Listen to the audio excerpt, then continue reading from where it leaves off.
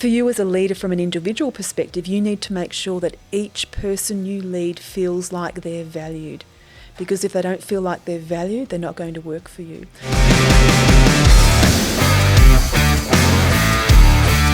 G'day guys, welcome back to another episode of Level Up. We are back in the shed this afternoon for another cracking episode. I'm really excited. It's taken me a little while to get our guest on today, but to give you a little bit of an insight into this guest today, and the reason I'm so excited, she's a published author, she is an expert at leadership, HR. She's actually our leadership and HR expert in my Live Life Build business, but also does a lot of training using horses to help people with leadership and personal development and all those types of things. But massive warm welcome to Helen Rogerson. How are you?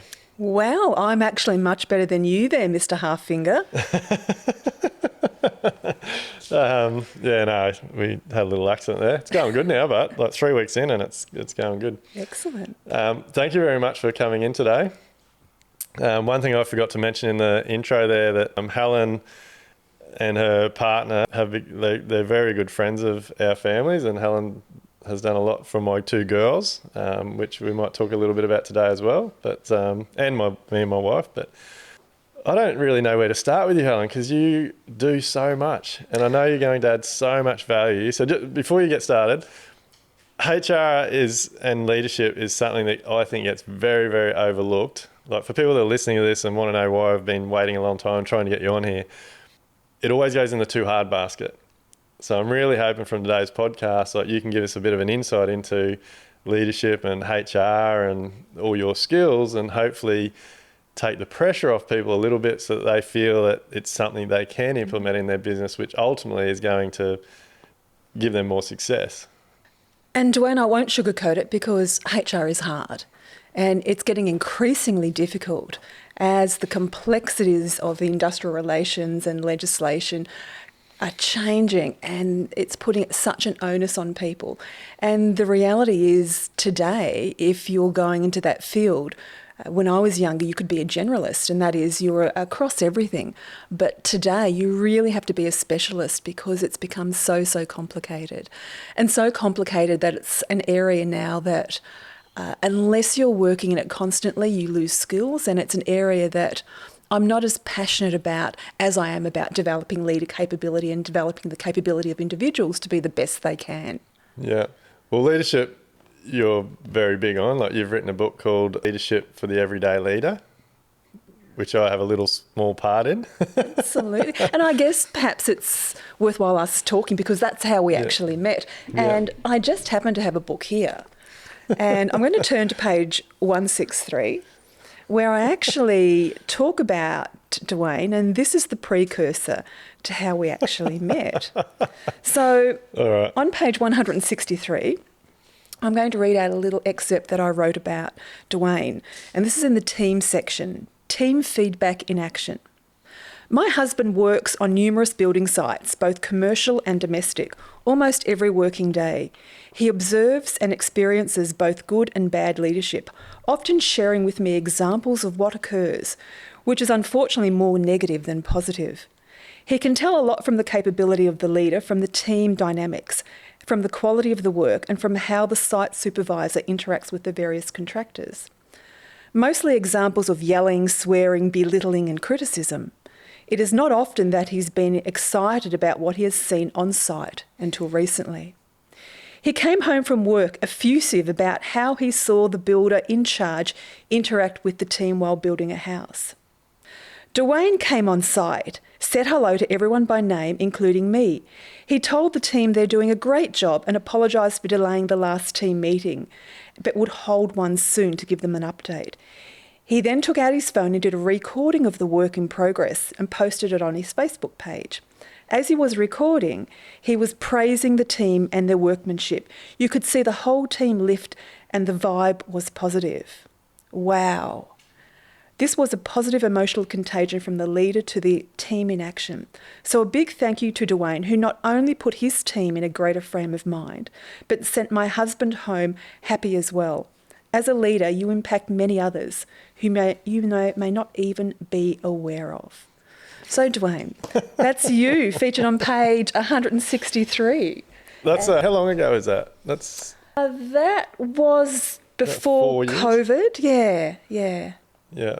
So to give a little bit of background, Alistair is just an absolute wealth of knowledge when it comes to termite protection and those types of things. So he's done our termite, well, he's worked for companies that have done our termite proofing for a lot, like, it'd have to be 12 or 15 years. Yeah, he's been doing it for about 15, 16 years himself, yep. Yeah, and then the contractor that we were using, I'm not sure what happened, but for a couple of years there, Alistair wasn't doing our work. And yeah, I got a call out of the blue from Alistair saying, hey, it's Alistair here, haven't seen you for a while. How you going? Want to catch up? And he said, I've got something for you. And I was like, what's he going to have for me? And he's like, oh, my wife's written a book and you're in it. And then, yeah, I reached out to Helen after I'd read it. And, well, I haven't read the whole book, Helen. Like, I'm not a reader. That's okay. But, yeah, and then we just hit it off. And I take my hat off to you for what you do and how you do it. Like, because it's definitely impacted my life. Well, my whole family has been impacted by meeting you and Alistair and what we do now. But Helen does leadership training using horses. So the book's called Leadership EQ. Yeah. Yeah. So that's a play on EQ for equine, but it's also a play on EQ for emotional intelligence. And emotional intelligence is one of the big competencies that any leader needs to have. And that's got basically 4 components to emotional intelligence. It's about being self-aware. It's about being able to control your emotions and dial them up and down in the moment whatever's appropriate. It's also about being aware of others and how they're feeling, and then responding appropriately to the other person. So emotional intelligence is a critical competency that all leaders have. And you'll often hear people talk about EQ in the workplace, and that's what it actually means, those 4 components. Daniel Goleman from the US came up, well, he didn't invent the concept, but he brought it to popularity around about 25 years ago now. But yeah, it's big. People want to improve their EQ. So my book and my research is all about developing your leadership capability, and especially in that emotional intelligence. But you've been able to combine that with your love and passion for horses. Yeah. So did you want to know how that happened? Because there's a bit of a story behind that. Oh yeah, definitely. How actually... Before you get onto that, like, I just want to let people know, like, Helen did some work with myself and my 2 daughters, because my youngest daughter was having a lot of anxiety issues and problems going to school and those types of things. And Helen said, "Oh, bring her out here and we can do some work with the horses." To be honest, I didn't really know what we were getting into and what we're going to do. And actually, Camille came out, didn't she? We all did it. Yep. So yeah, Camille, my wife, and the 2 girls. We did a little session with Helen, and it just absolutely blew me away. And then, like, we got back in the car, and both Camille and I were like, shit, we need to do this with the whole team. And like, over the last 12, 16 years, I've done almost everything you can possibly think of with my team, team building exercise and catch-ups and all types of things. And when I told them we were going to see Helen and we were going to do a team building exercise with Helen and her horses, there was quite a few of the team didn't want to show up and weren't really sure what was going to go on. But I think we had almost a full team the day we come out to your place, and I've never received so much feedback about anything we've done. Like, everyone they turned up skeptical. They had no idea what we're doing, and left like in completely different people. So yeah, tell me how you got into that, because it's such a powerful exercise to do. Yeah, and working with horses makes you get outside of yourself, because you're acting with this other being. But basically, I've been into horses ever since I can remember. I loved horses. I got my first horse when I was 11 years old. I saved up all my pennies. I saved up the princely sum of $80 and bought my first pony, which I didn't know wasn't broken in, but regardless, I rode him. And ever since then, I've always had a horse in my life, except for a period for about 6 months when my horse died, and I didn't get another one for 6 months. So they've been a part of my life for a long time, and my career has been predominantly in the corporate world. So I've worked for some big organisations that you might have heard of. Wesfarmers, for example, I was with them for 15 years, fabulous organisation. I was with some other organisations, the Coffee Club, MLC, some smaller organisations as well. So my background is that corporate world and predominantly learning and development and developing capability in individuals. And a lot of my role had to do with developing management and leadership capability. Management in the early days, leadership in the latter days. Leadership is coming to prominence probably in around about the last 20 odd years. And so it was a world that I'd operated in. I was running workshops as part of my career. It was just my role. And I got this horse called Twinkle Toes, and Twinkle Toes was for sale on Gumtree, and I know that no one out there listening has ever done this, but I was in the market for a horse and I kept on looking on Gumtree and I saw this horse. He was beautiful. He came up in my feed every time I clicked on there, but he was too far away. He was down in New South Wales and he was out of my budget. I'm a tight ass. I don't spend any more than $2,000 on a horse, and this horse was $4,000. So whilst I fell in love with his photo and the details, he didn't tick the boxes for me. And I'm at a stage now, if something doesn't tick the box, I can say no. So I was still hunting around for a horse for 6 months, and lo and behold, this horse appeared again on Gumtree, exact same photo. So I knew it was the same horse. But this time, instead of being located in New South Wales, the horse was located in a nearby suburb called Burpengary. And he was actually half price. He wasn't $4,000, he was $2,000, which was within my budget. So I knew instantly that I was going to go out and buy this horse. You know, as I said, I'm sure no one else ever does this. They look at something on Gumtree and go, yes, I'm going to go buy it. So I went out. He was with a dealer. I rode the horse. Everything went okay. I negotiated, as I do, got him for $1,800, went and picked him up the next weekend, put him on a float, he came home. And after a couple of weeks, I started to have problems with this horse. Now, it was a real blow to my confidence because I'd been riding for a long time. I'd been riding all my life, and suddenly I had a horse I couldn't handle. And I suddenly realised why this horse was reduced in price by 50%. Note to everyone out there, there's a reason things are discounted in price. And it got to a stage where I became scared, and he actually kicked me in the head and knocked me over.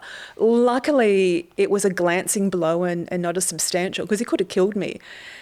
And so I was in despair because I knew that if I sold this horse on, he was dangerous, and if I sold him on, he would go to a knackery to be literally turned into dog food. That's what happens. Yeah. So my husband and I were up in Mission Beach in far north Queensland. We at that time had a property up there, a duplex, and one of the people renting our property was an old fellow called Fred in his 80s, and salt of the earth fellow, and he says, Helen, how are you getting on with that horse of yours? And I go, oh, Fred, I'm having lots of problems. And he says, look, I've got some stuff that might help you. My grandson's into this horse thing, so here's a few DVDs. And I went, okay, well, he must be pretty good if he's got DVDs. So I took them home and watched the DVDs, and as I was watching, I realised that there were so many similarities between what this gentleman, Clinton Anderson from Down Under Horsemanship, was talking about and leadership of people. And suddenly it clicked in my mind that there's a correlation I was missing. I was training in the workplace people to be better leaders and coaching and supporting them, yet I wasn't displaying that in my relationship with the horse. And I had to learn how horses communicated to be more effective with them. And some people call it, horse whispering. It's not that. It's simply about understanding the horse's psychology and the way they communicate. And once I started watching these DVDs and learning more about horses, it was like with this horse, Twinkle Toes, suddenly he understood me and I understood him. It was like instead of talking French and English, we're both speaking the same language. And today, that little horse is the star of my show, and you've met him. And he's a brilliant horse. You've done a blindfold activity with him, in fact, and he's certainly not the dangerous horse that he used to be. So that situation got me realising that, wow, horses are powerful for leadership. And then from that, I commenced a lot of research. I actually started a PhD, which I put on hold, looking at the efficacy in developing leader capability through equine assisted learning. And what that did expose me to was a lot of information as to why working with horses to develop leader capability is so powerful.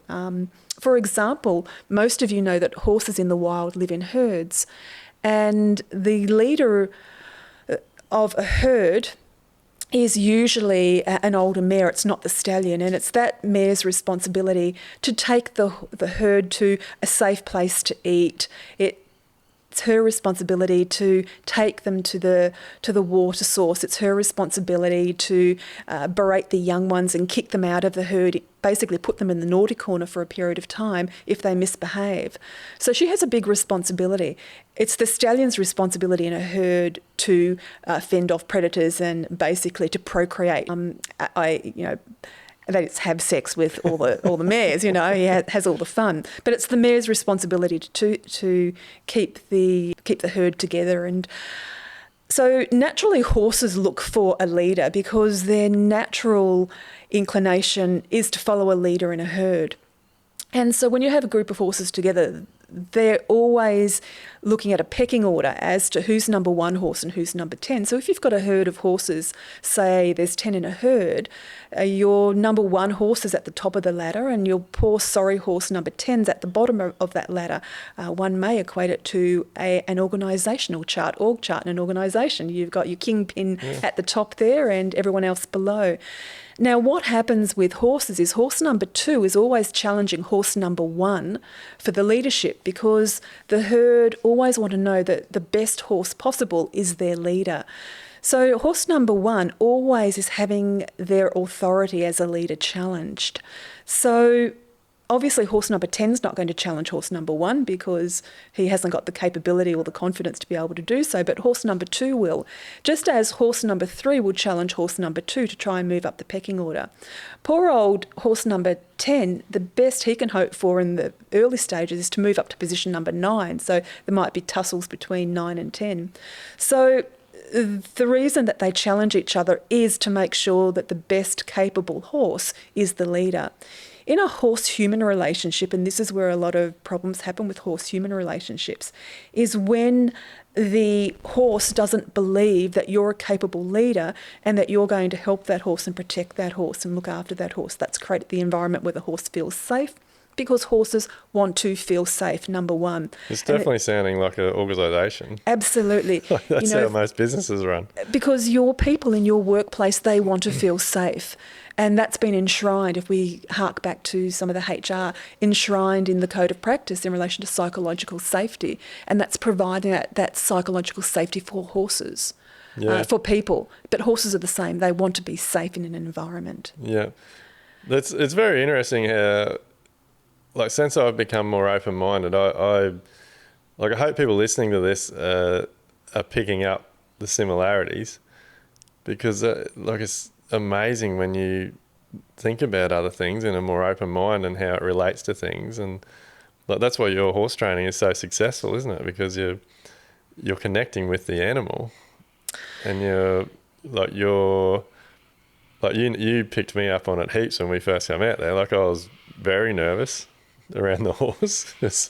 I've never been, apart from a few little times when I was a kid, like I hadn't spent a lot of time around them, and obviously they're a big, strong animal, so it's they're very intimidating, and that's how a lot of employees and staff would feel around their boss or see like someone with a higher ranking than them, isn't it? Absolutely, and it's up to that leader or boss or supervisor to create an environment where people feel safe and they can express their ideas.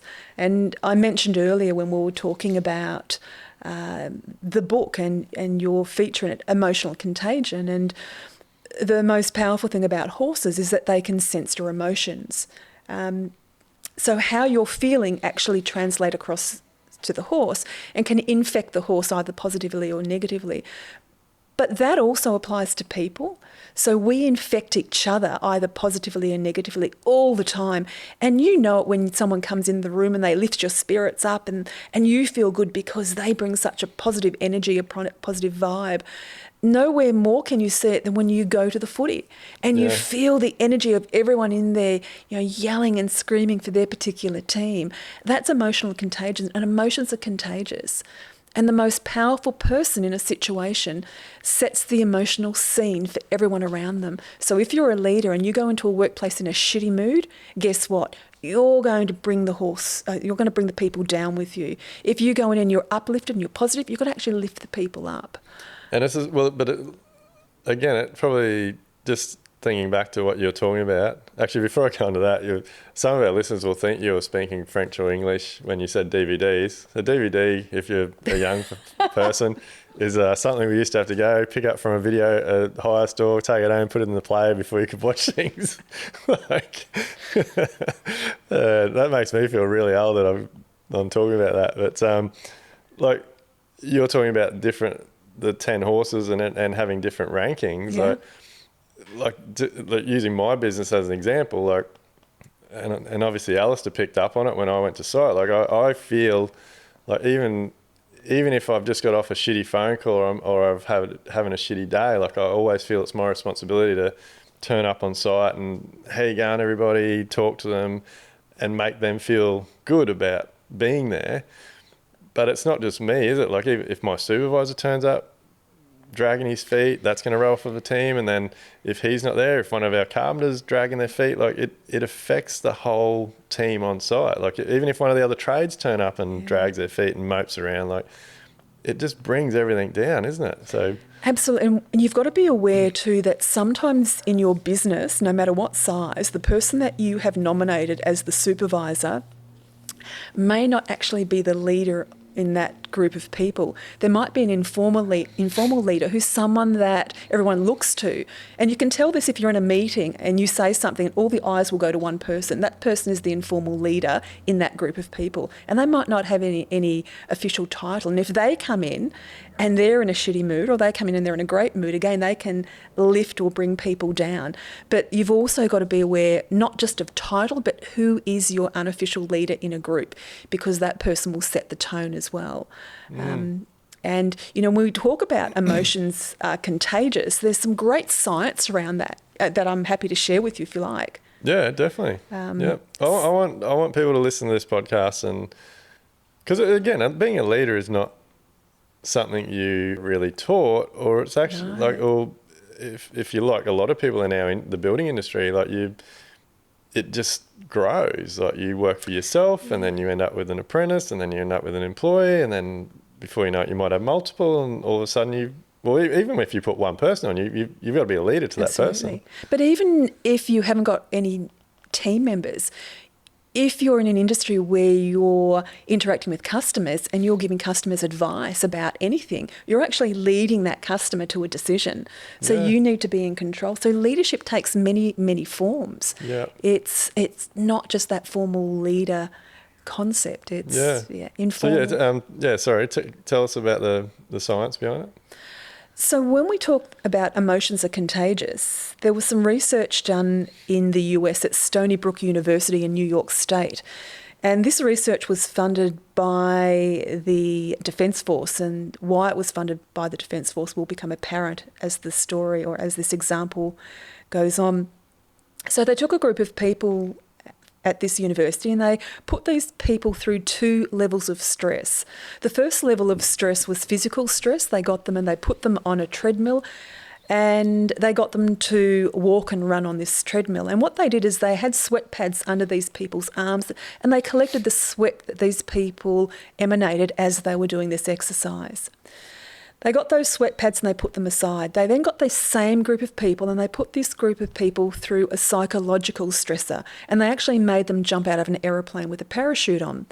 And again, they put the sweat pads under their arms as they were jumping out of the aeroplane, and they put them aside. They then got a second group of people and put this group of people through an fMRI machine, which measures brainwaves in real time. And so one at a time, they put this second group of people in this machine.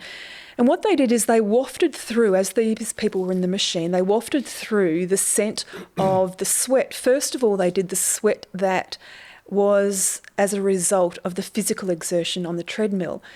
And the brainwaves of the people remained the same. They didn't change. Then they wafted through the smell from the sweat pads where there was psychological stress, i.e. jumping out of the aeroplane.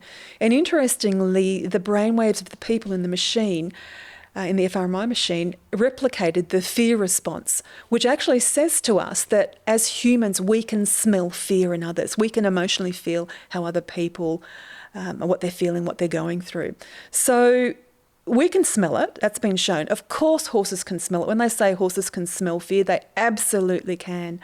There's no doubt about that. And there's been further research done in Europe in that particular area, which shows that. So sometimes when you're in a situation as a leader or just as a human and you have a gut feel about something, that gut feel is coming from all these senses, for example, the smell and the pheromones that you're picking up that you're not even aware of.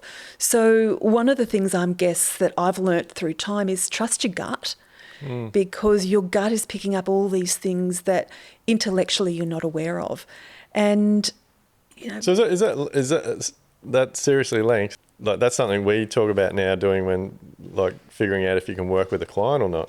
Like if your guts is telling you, hey, there's alarm bells here, like let's not do this job. Yeah. Like, so what your gut is doing, your gut is picking up all the cues that you're not aware of, but all these cues that you've picked up in evolution as a human to where you are today has meant that you've survived as a species, or we've survived as a species. So we're highly attuned, but we try to rationalise everything in our brains now. So again, one of the factors that we consider is something called the Ideomotor response, which is whenever someone has a thought in their brain, it comes out through their body somewhere. It might be a subtle shift of their eyes. It might be moving of their fingers. It could be twitching of the toes.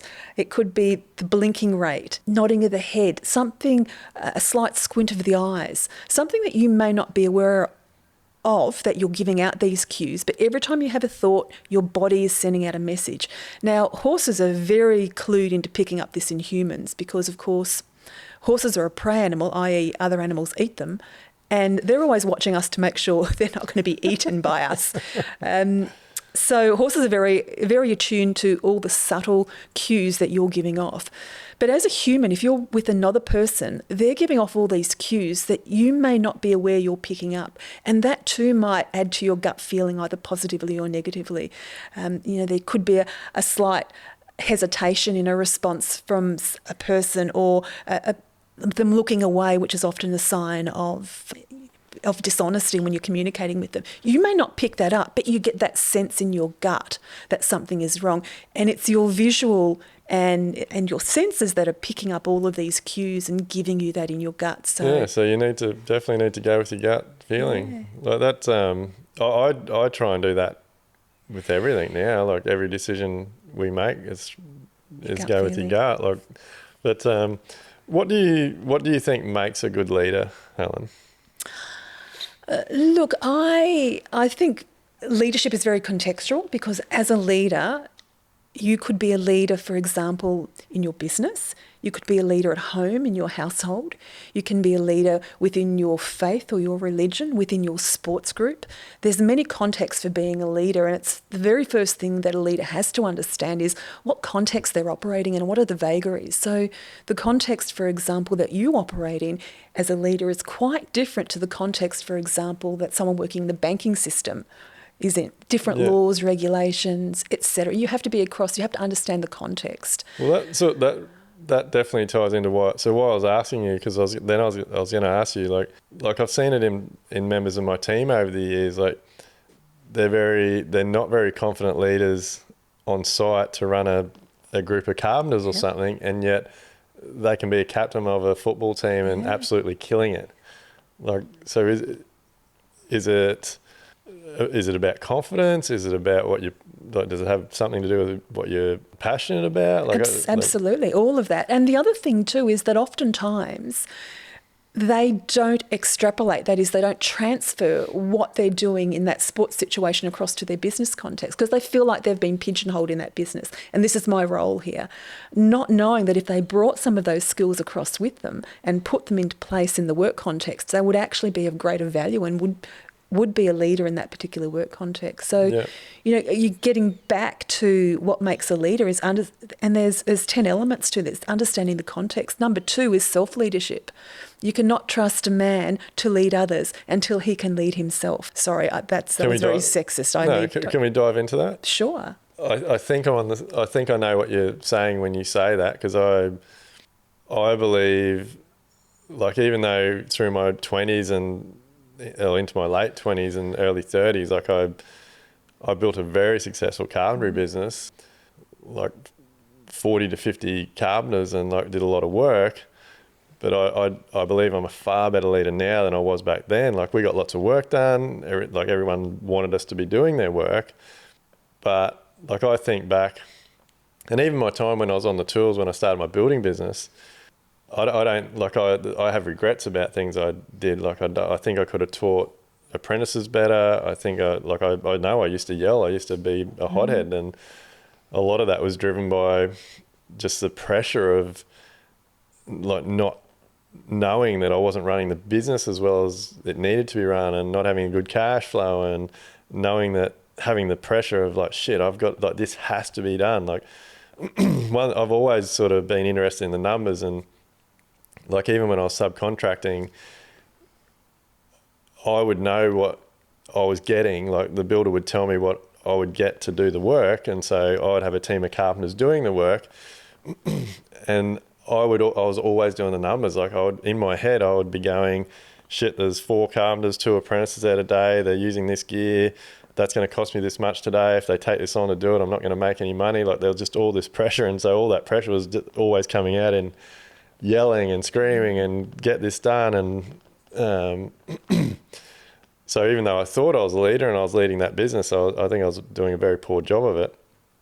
Whereas now, through doing stuff like your course and being a lot more open-minded stuff, like, I don't tell anybody really what to do anymore. I guide them, but I am 100%, like, I'm always asking my team, like, this is how I think it should be done. How do you think it should be done? Like, and it's amazing because most of the time it ends up being either a combination or both, or I give them a pat on the back and say, oh yeah, no mate, that's really good. You do it your way. Don't worry about what I'm saying. Like, I've done this complete backflip, and it's incredible how much more efficient the business is working without just having me yelling and screaming all the time.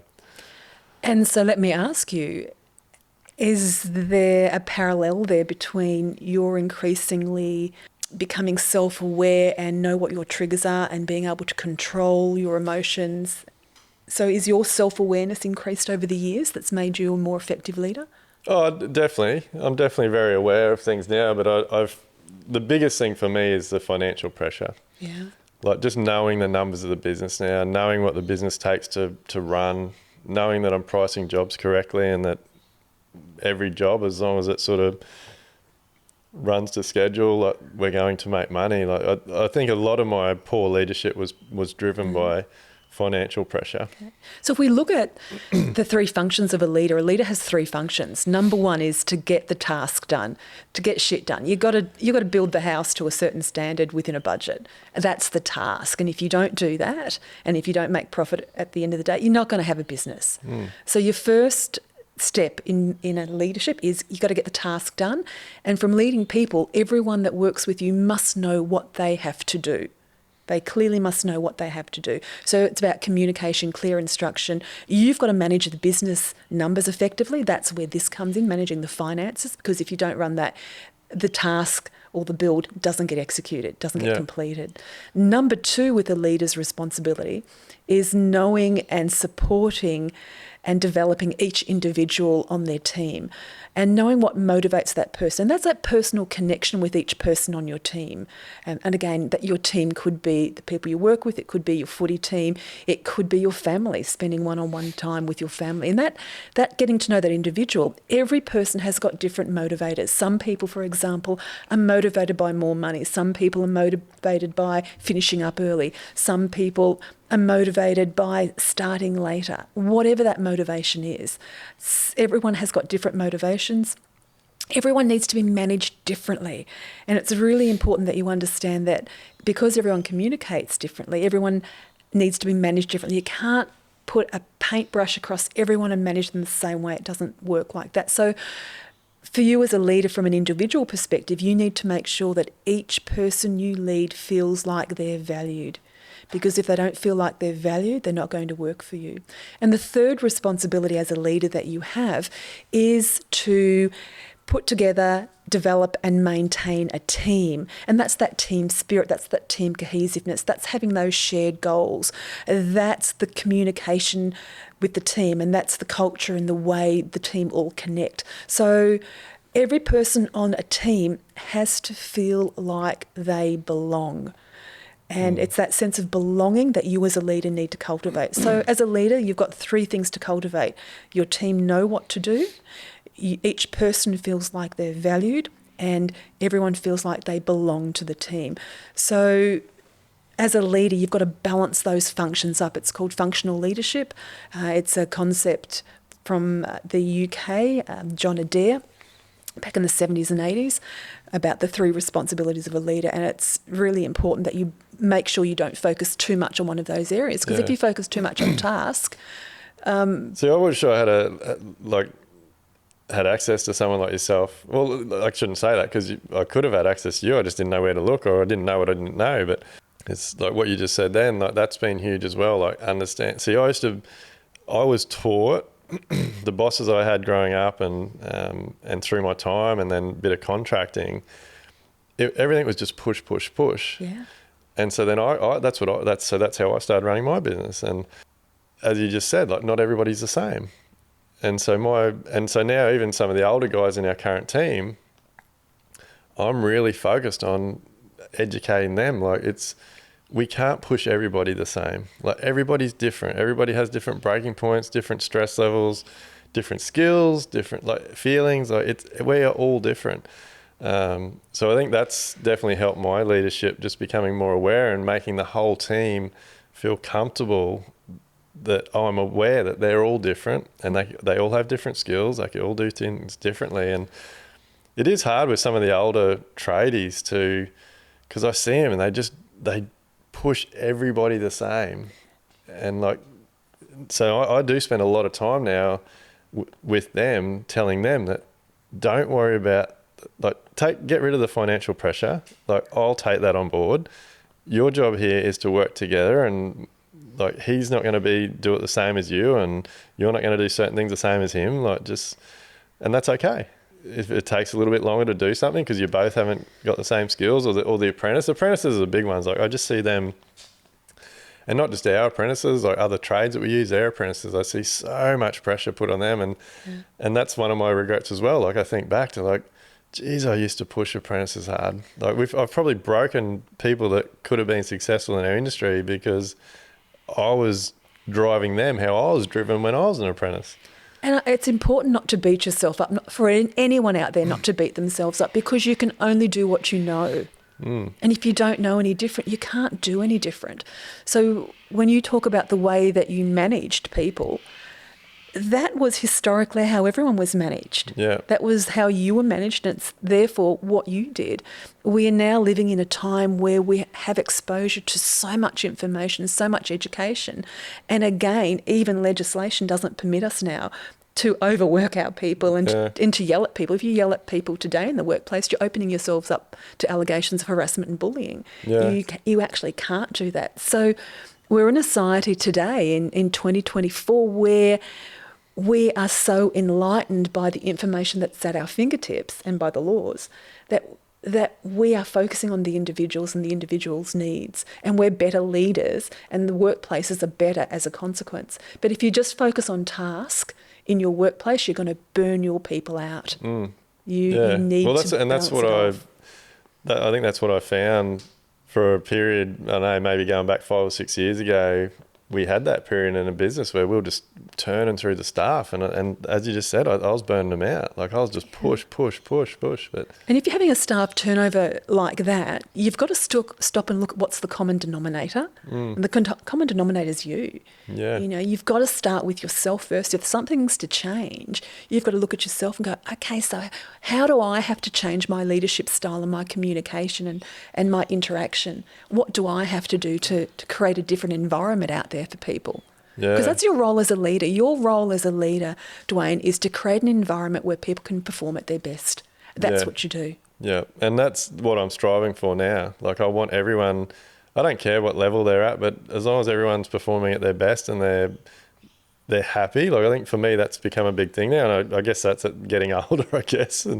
But yeah, I want people to enjoy coming to work, like because the last thing people want to be doing is hitting the snooze button in the morning and not wanting to go to work because of what's going on at work. But I think something we've said a lot through this podcast, it's going to have to be the title, I think, is that you don't know what you don't know. So no, you don't. And everyone out there, you've got to stop beating yourself up about it. There is so much information out there. The challenge is knowing where to start. Yeah. So to move on a little bit from the leadership stuff, you've mentioned like the HR stuff's huge. Yeah, it is. Like and I've already put my hand up. Like it's a lot easier to just shy away from it and push it into the corner because it's a lot of documents and paperwork and like we've been quite slack, but like we're working with you at the moment to try and get all our HR stuff in order. And I think the driver for me has been a couple of little incidences that have happened on site, but probably the biggest one is just, I don't know, I've had this realization in the last couple of months, like there's a lot of females in the industry now, and a lot of our contractors have female employees, and like a couple of contractors we use are female. So there's things that have happened on site that just really, like, we need to be aware of who's there and what gets said and how it gets said and how people get talked to. So it's real now, isn't it? Like, absolutely. And really, you know, it's not just females, it's every person that comes on to your workplace deserves to be treated with respect. And, you know, if we look at that from the respect at work angle, and respect at work was some research that has been done and released in 2020, a national government, federal government initiative to identify how much sexual harassment is happening in the workplace and what can be done to actually prevent it. And, you know, the respect at work has put an obligation on all businesses now, no matter what your size, whether you're 2 people, 2,000 or 200,000, to actually be really proactive in the way that you deal with situations in the workplace. No longer can you just put it in the too hard basket and go, I'll deal with that if it happens. Yeah. It's a matter of you have to be proactive, and you can be audited as well to actually show that you're being, well, in Australia, I'm looking at an Australian audience here. If you're international, it may well be different there. But all of that is to try to make all the workplaces, I'll get back to the word safe, and this is another theme that's coming through, to make the workplace a safe place for women. You know, your industry is predominantly male. I'm just trying to think, when we built our house, there wasn't a female on site. Yeah. It was all male. There's definitely, like, and again, I think it's great, like the attention to detail is better than a lot of the males. Like it's like I think I take my hat off. Like I think females should go for it if any. Look, I can tell you, you know, I've just turned 56. I've just had a birthday, and growing up in high school, I loved woodwork. I was one of the few girls that followed woodwork right through, and I would have loved to have done things. I love working with wood. Yeah. And I would love to have gone into carpentry. But in my day, women didn't do that. Yeah. That's not what you did. Today, of course, I probably would have been a carpenter because you've been around our place. You see, I've made a couple of stools and chairs, and I like doing that. But it wasn't available to me. It was if I was perhaps more aggressive, but you can only do what you know, and that wasn't a role for girls. Today, girls have that opportunity to be whatever they want to be, and you as a leader in your business, and whatever business, again, you need to create that safe environment. And what does that environment look like? It's an environment where, you watch your language. You're very careful with what you say. You have amenities for men and women. You understand that there is about break times and when breaks have to be taken, and the work-life balance. There's this concept that we think we can have it all, and we can have it all, and we can have everything, but not at the same time. I look back now at my work, and I'm someone who I gave 110% to my jobs until I got burnt out. But my family suffered. My son doesn't call me mother or mum. He calls me Helen. Yeah. He thinks it's funny, but every time he does it, it's a little knife in the heart for me. Yeah. He never realises that, but that's because his father, Alistair, my husband, he was the home husband when home husbands weren't common. And so we had to compromise. I had to compromise motherhood, if you like. I never took Hamish to the school sports. That was all Hamish. That was all Alistair. Yeah. Hamish had a much closer relationship with his father than he ever did with me, and that was my compromise. And as a woman now with an older son, I look back and that's a regret I have. But I couldn't have it all. I couldn't be a mother and go out and be the major breadwinner in our family. Yeah. I couldn't do all of that. I think and that's something that I want to give people the opportunity to have that. Like if female, like Camille and I have spoken about it a lot, like I would love to employ more females. And the reason we've started talking to you is because I know we've got to get stuff in place, and we've got to make the rest of the team more aware of it, because there's no doubt about it, it's going to be different. Like having a female on site all the time will be different. The banter will be a bit different, and what gets said will have to be a little bit different, but that's okay. But yeah, I think employers and leaders need to make females feel comfortable so that they don't get in that situation. Like obviously if they've got to have time off for kids, and so we do that now, even with our current team. Like I'm really big, again, because I never got it, like the same as you. Like Lottie, I've talked about this a lot. Like the first 2 or 3 years of her life, I hardly saw her. Yeah. Like I might have seen her, if I was lucky, if I had 2 days off on a weekend, maybe on a Sunday we spent some time together and we made the most of it. But I'd wake up, go to work, she'd be in bed. I'd come home, might have got to have half an hour with her, and then she'd go to bed. So I'm really, that's something as I feel as a leader, I'm trying to really encourage my team. Like, just let me know. Like, don't miss out on opportunities. If you've got to be with your kids, or even if your partner, like if your partner's got to go somewhere, like, and you've got to look after the kids, like do it. Like we only get one opportunity at this. So. And if you want more women in your workplace, obviously there's the respect at work component that you have to comply with, and that's a legislative thing. But the other thing that you can do, if that you genuinely want to go down that track, is look at things like workplace flexibility. There are so many great women out there that cannot work full-time, that can only work school hours because they've got children, but they're not given that opportunity to do so. So is there the opportunity to provide part-time flexible work, reduced hours in that middle of the day? There's so many things that you can do. Yeah. What's the basics? Like for people out there that are listening that are tradies or builders or stuff, what's the basic stuff you should have, like when it comes to HR and stuff?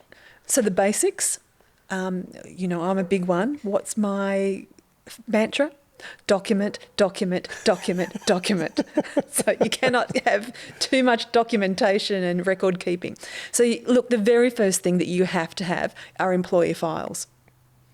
You have to have a file for each of your team members. So from a HR perspective, that's where you keep their employment contracts, their details, and oftentimes that's either hard copy, i.e. in your old filing cabinet, or these days it should be, in most cases, on a computer, which you should back up regularly to because you don't want to lose these files. So what would you have in that? Because I guarantee you a lot of people wouldn't have that. Yeah. They'd have the phone number and their address. So let's start from the very start then. And so I'm quite risk adverse when it comes to HR. So I have a protection. My goal is to help protect your business.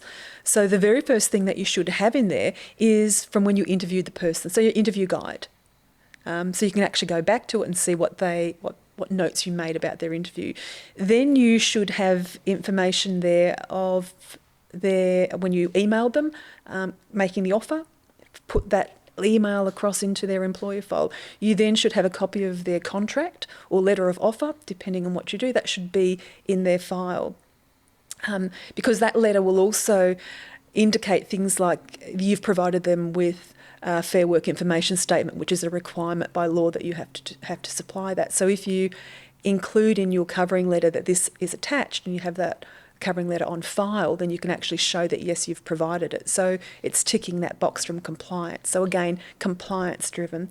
So is that something that if is there, because I know how it works on site, most people would talk to someone, whatever, they have a phone call, they come on site, hey mate, what do you want? Oh, I'll pay you $40 an hour. Yep, no worries, handshake, start next Monday. Yeah. I'm just trying to think through scenarios here. Like, could it happen that if you put someone on, you agreed to $40 an hour, and then 3 months down the track it doesn't work out and they go away somewhere and they come back and you go, hey, we agreed on 50, like you've only been paying me 40. Like, is that a possibility? Well, it depends what's in the award and it depends on how many hours. So if that 40, and let's say you're paying them a consistent 40, let's say that 40 is below the award rate, then you are actually in breach and you do have to pay them a higher amount. If you're paying them a flat 40 and let's say you're also getting them to do additional work on weekends or overtime, but you're still paying them a flat 40, again, the calculations have to be made is if it's double time on a Saturday or a Sunday, is the excess that you've paid in that $40, let's say the award says it's $30 an hour, you've been paying $40 an hour, so over a week's period you're paying them in excess of whatever.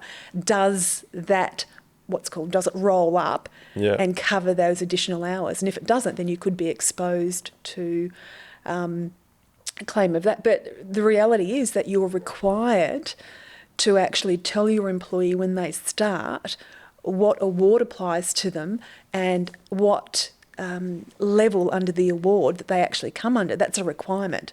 Yeah. And you do that via giving them a letter, an appointment letter. So it protects you and it protects them, and it protects you and it shows that you're actually following the right process.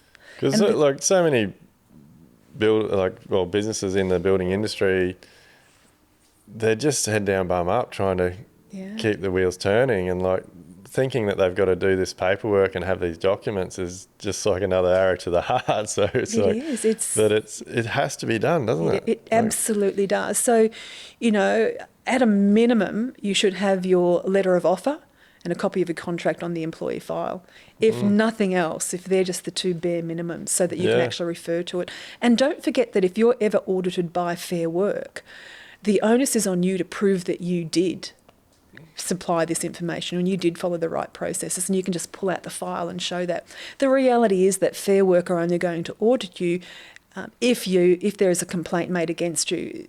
Unfortunately, all our organisations are absolutely under-resourced, and Fair Work included that they haven't got the resources to be able to go out and just proactively do random checks.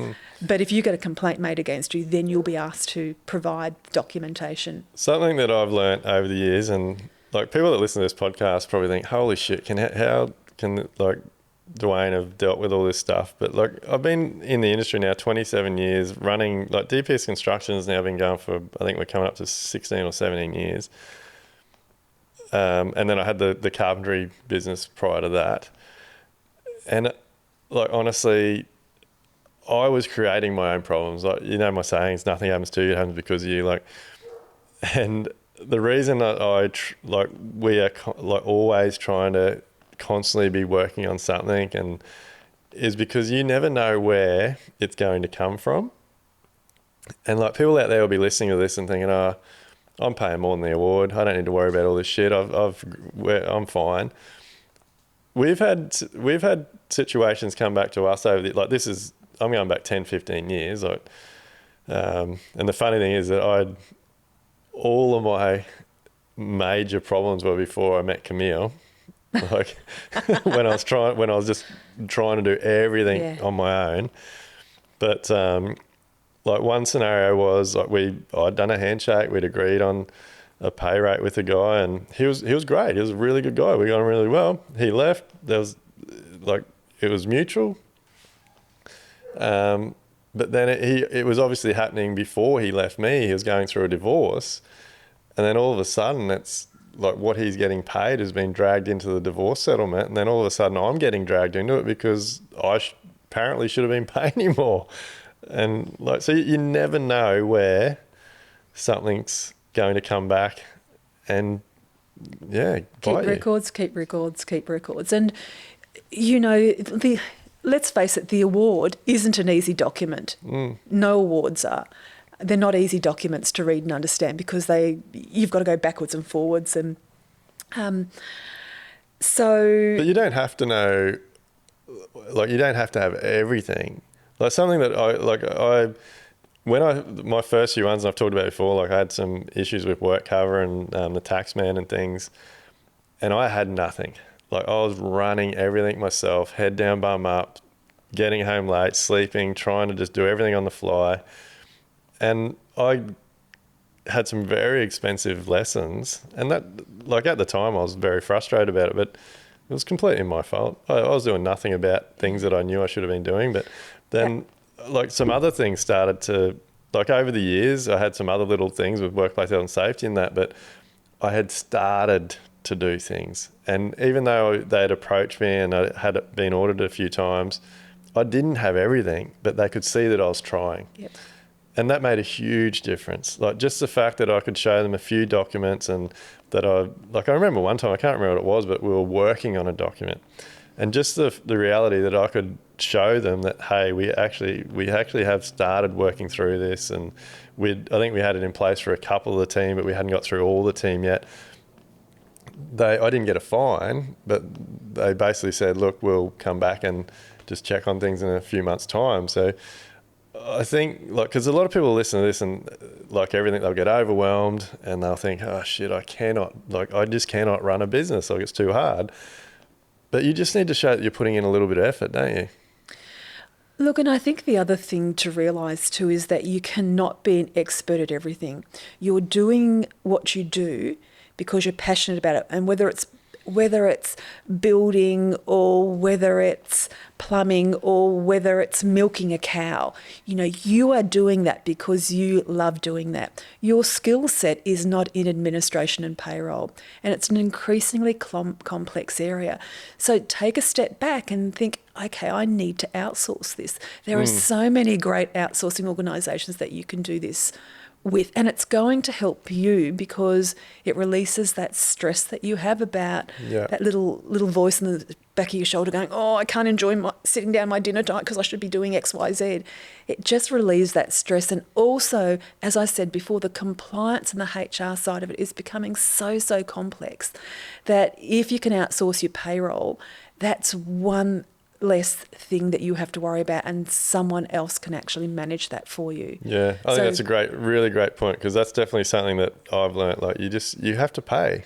Like, you physically cannot do everything yourself, especially a small business. So you've got to outsource it. Like, spend the money and get someone else to prepare things. And if we get back to the leadership, you know, I said it's all about to do well, you have to be well. You know, you've got to look after yourself first. So if you're stressing about all of this paperwork and administration and payroll and everything that you have to do, then you're probably not sleeping at night, your stress levels are high, your resilience is very low, you become very reactive, very reactive at work. And that doesn't put you in the best frame of mind to be a leader for your people.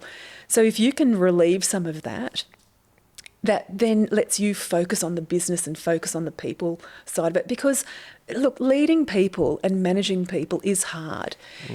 We believe intellectually, we think it's simple. And this is why people don't do any training in this field, because intellectually it sounds pretty straightforward, being a leader and a manager. But behaviourally, that is putting it into action, is really very difficult because there is so much involved. And you mentioned before that for you went into this, really, it's called by default. You went into it not knowing anything. So there's leadership by default and there's leadership by design. Leadership by design is you sitting back thinking about what sort of leader you want to be, or manager. And manager, I include all these tasks like your payroll, like your filing, your administration. All of that is tasks. What sort of leader you want to be, and putting a plan in place to be that leader, not being a leader by default, which is just letting it happen out of the blue. Think about what sort of leader you want to be. Be the best for your people. Get rid of all this administration. If it's not your hot button, then it just creates stress for you. And it means that you're not being as productive as what you could be doing the role you love. I think that's really important. Like, I know, knowing what I know now, which is knowing a lot of what I didn't know Yep. in the past, Yep. it's and obviously like, it's a lot about what we teach in Live, Life, Build with Elevate. Like, you number one, you've got to know your numbers. If Yes. you can know your numbers and take the financial pressure away, that definitely frees up space to be a better leader. But then understanding the role that you want to play in your business, having the fun, like understanding the numbers enough to bring the funds into the business to employ people to do the roles that you don't want to do. And then, like, getting in the position that I'm lucky enough to be in now, where I can sort of, like, one of my huge mindset shifts for me has been, like, understanding that I don't have to do everything. I just need to make sure everything's getting done, has really freed up my headspace to be able to, and like, so putting the right team members in the right place, building the team up, having a supervisor, having the office staff, really frees me up to turn up to site and spend more time with the team and learn, like understand them. Like, I think how we run our business now, and it just makes me really proud. And I think back to what we've been through over the last sort of 17 years or so, you just don't know what you don't know. So you just head down, bum up, trying to keep the wheels turning. And, like, I can't believe, like, I've employed so many people over the years that I know their name, and we had a relationship at work, but I didn't take the time. I didn't know their family, didn't know their kids' names, didn't know what they did on weekends. Yeah. Though I was so just entrenched in trying to keep the business afloat and the wheels turning, that everything was just always about what's next. So those people, because you didn't have that relationship with them, they didn't feel as valued. Yeah. And so therefore you probably had a bit of churn, i.e. staff turnover, people left. Yeah. Yeah. Because if I feel valued, I'm not going to leave, I'm going to stay with you because you appreciate and value me. Yeah. Like, I always tried a little bit, but nowhere near as much as I should have. Yeah. And even now, like, I can do better. Like, I would like to know more about my staff and their kids and their family and their goals and what they want to do, because, I want them to feel like they're part of a company that values who they are and what they want to be. But it's taken a long time to get to that point.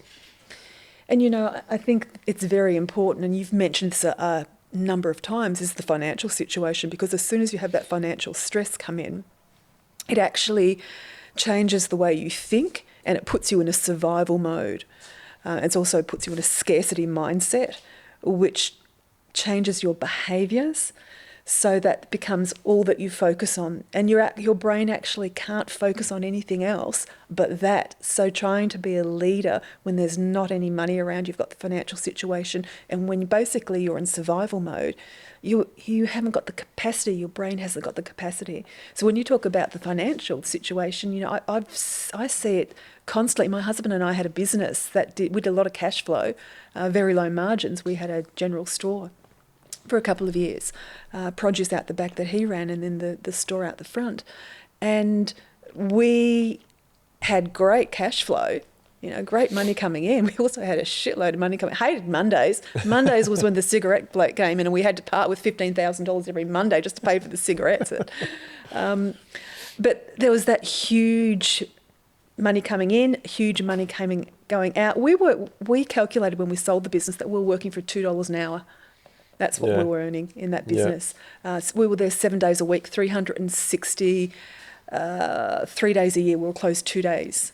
And that was it. And we were open all the time, 7 till 7. Yeah. It was hard work.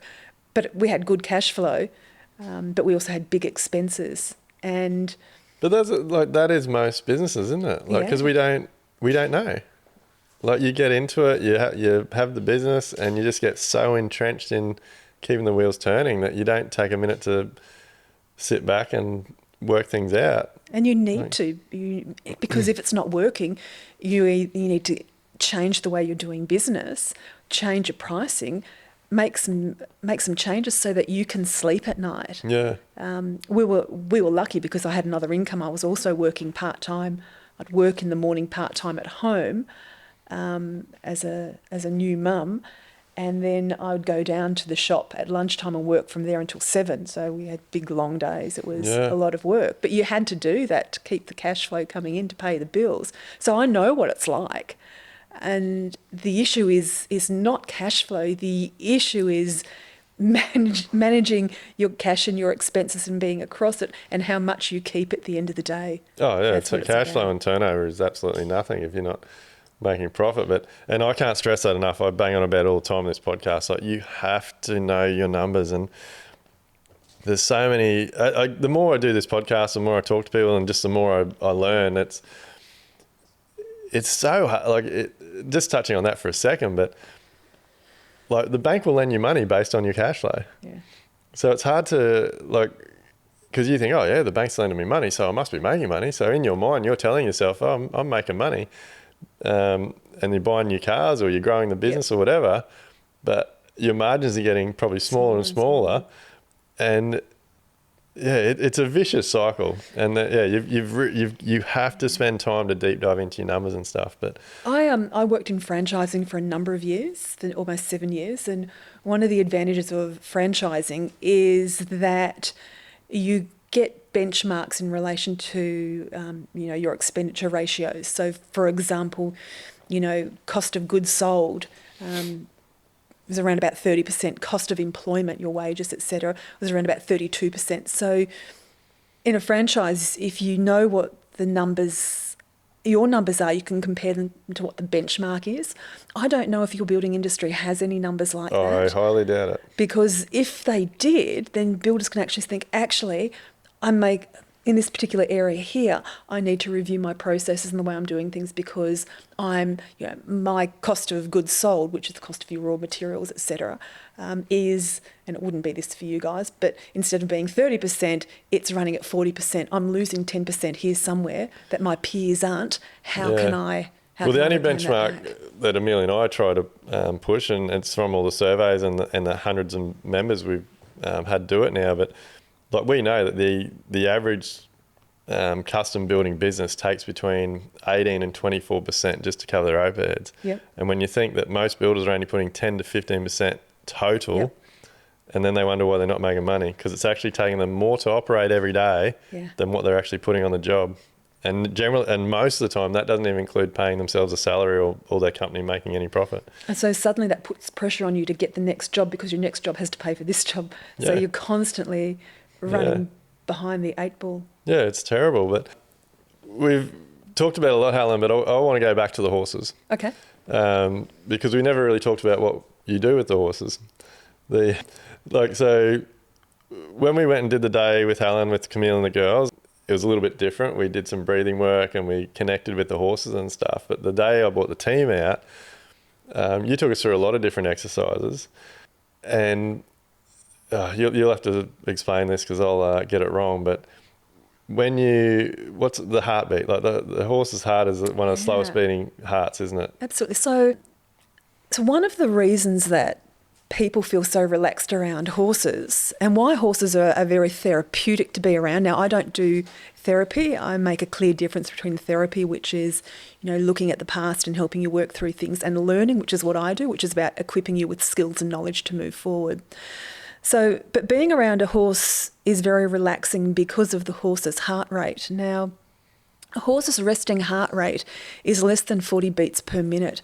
As a human, your resting heart rate's usually around about 60 beats per minute. Now, each of us with our hearts, we have an electromagnetic field, which means that our hearts, when we're in sync with, when we're near another person, our hearts will sync up. When we're with one, it's about 1 metre, our hearts will, over a period of time, if we're sitting together, they'll start to beat at the same rate. Now, horses' hearts are significantly bigger than humans, and horses have a bigger electromagnetic field. So a horse's heart actually influences our heart when we're near them, and it will actually slow our heart rate down. Kaboom. And that actually makes us feel relaxed. And that's the science. That comes from the Heart Math Institute in the US. So if you find being around a horse is relaxing and therapeutic, a lot of it's to do with the horse's resting heart rate. Of course, if you're around a horse that's in any way nervous or excited or getting ready to race, their heart rate will be significantly higher, which can impact you. So I'm talking about being around a nice, calm horse, which will actually calm you down and make you feel that sense of well-being. And often people, and I know you mentioned the other day that you were out with the horses and out with Violet and the horses, and you came away feeling that sense of well-being. It's because they've just relaxed you. Like, since learning what we've learnt with you, I think, so we don't, we've got a horse that's currently out at, well, Helen found us a horse that's currently out at her property. We try and get out there 2 or 3 times a week. We need to get out there more. But the little bit of time that I'm getting out there with the girls, and even though I'm not really doing anything, we're coming out, they're doing the brushing and everything there. While they're brushing, I'll stand at his head and pat him and talk to him and things. And I'm actually finding that is my most relaxed place. Yeah. It's just so amazing how, they're a beautiful animal.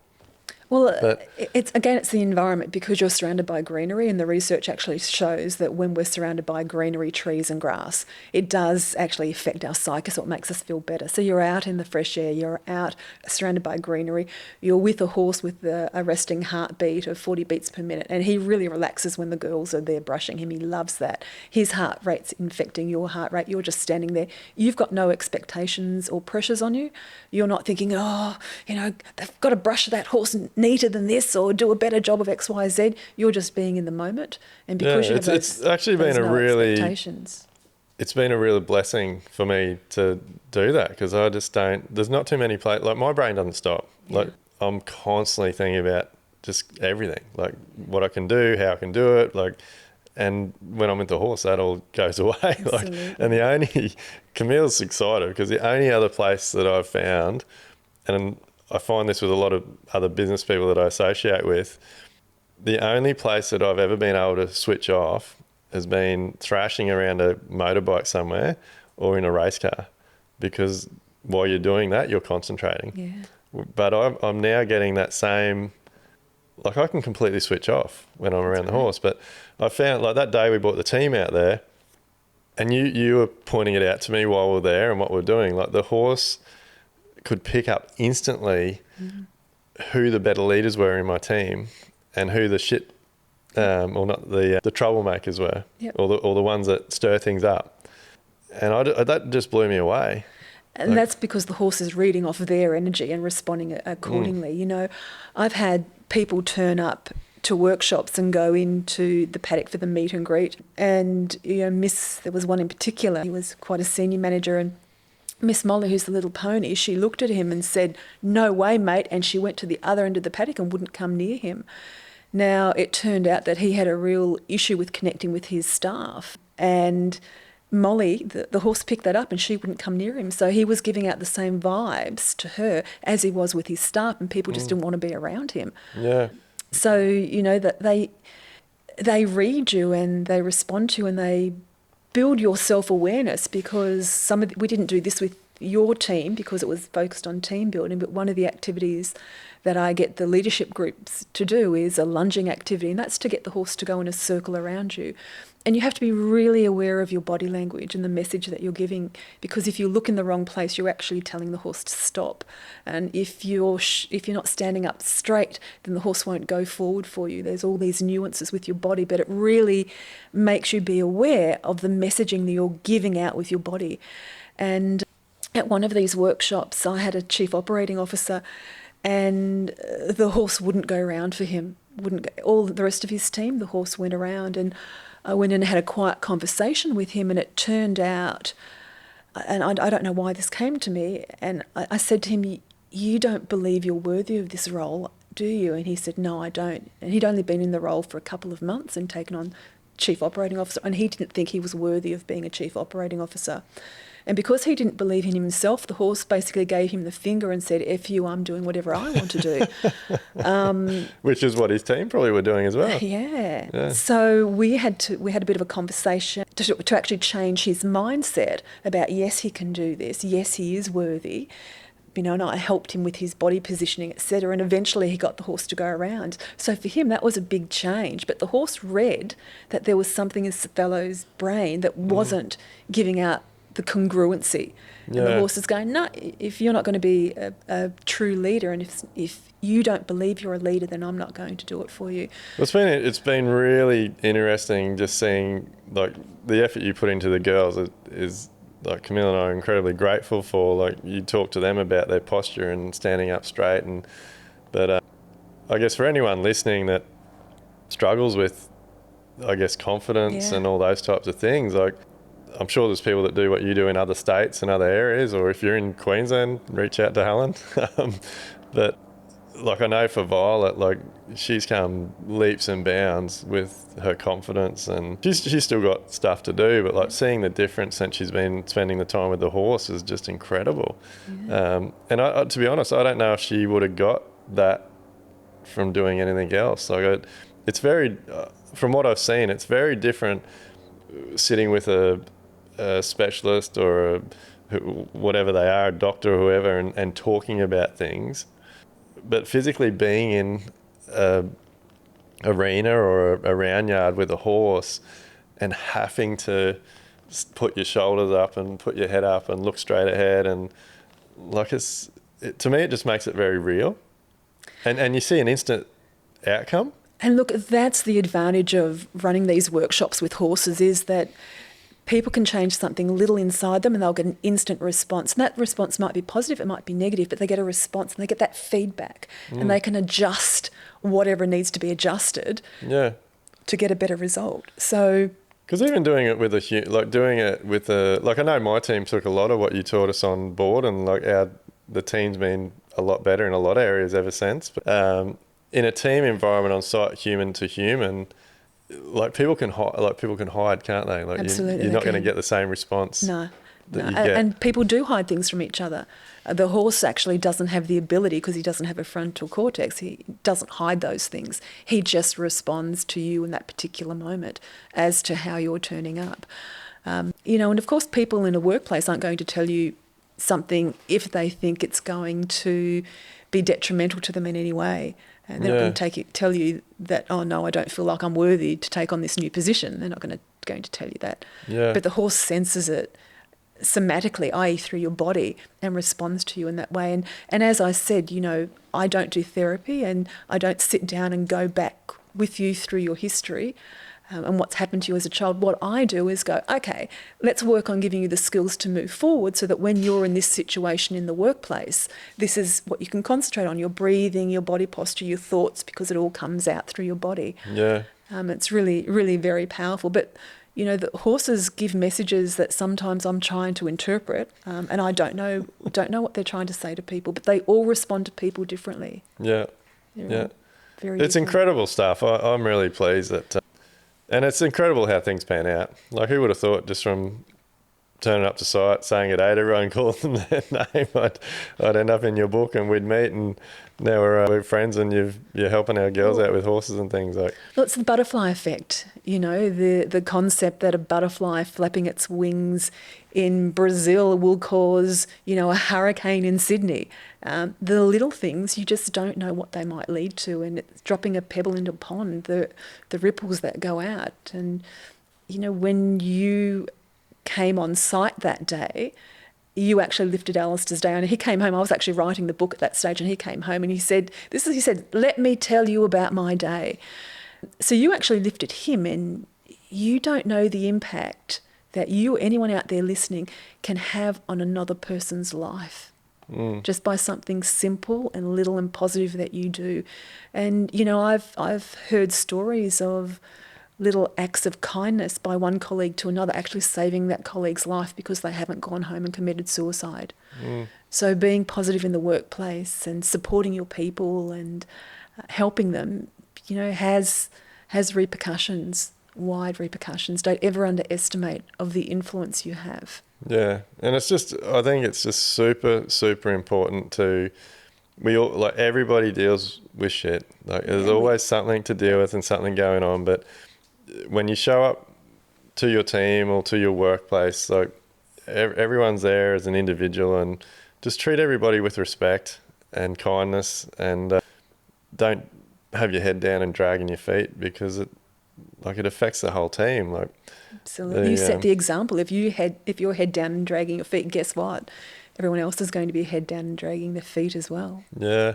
So, Helen, we'll wrap it up. Like, is there anything that you want to add about HR and leadership before we get out of here? No. Look, it's just that I can encourage everyone to think about what sort of leader they want to be and put a plan in place to become that leader. And there are so many resources available through things like YouTube and podcasts. And if you're not a reader, then there's audiobooks. There's so much available out there. There is no excuse for anyone these days to be ignorant, because the access to free resources that we have is incredible. And of course, if you want a horse experience, reach out. Oh, for sure. So look, for anyone that's listening, like, if you listen to this podcast for a while now, you've heard a lot about my growth and experience, and I'm open to trying anything these days. And I can't believe that when you're open about things and you try these new things out, it just, what it leads to and what happens, it's absolutely incredible. So yeah, look, if you're in Southeast Queensland, reach out to Helen. Like, I honestly cannot recommend the training with her and her horses highly enough. It's absolutely incredible. A few builders I know now have been to you and done some stuff, and everybody raves about it. Where can they get the book? If you want a copy of the book, you've got to reach out to me. I control it pretty closely. So be a VIP and reach out to me via my email address that I guess is included in the podcast. Shay can put a link on the podcast. But look, send us a comment or ask us a question here at Level Up, and we can shoot you Helen's details and stuff. But it's a great book, Leadership EQ for the Everyday Leader, or Leadership for the Everyday Leader. Is that right? Leadership EQ, Everyday Leadership for the Everyday Leader. Yeah. So. And yeah, check Helen out. She is on Instagram, keeps it very on the down low. But yeah, incredible human being. I absolutely can't thank you enough, Helen, for our friendship and like I said, what you brought to our family, and that since we've met, it's been absolutely incredible. And as usual, I hope you've got a lot out of listening to this podcast today. Look, we want to continue to be Australia's #1 construction industry podcast. So please share, comment, like. Everyone on your work sites, everyone you know, make sure they're listening to this podcast, and we look forward to seeing you on the next one. Are you ready to build smarter, live better, and enjoy life? Then head over to livelikebuild.com/elevate to get started.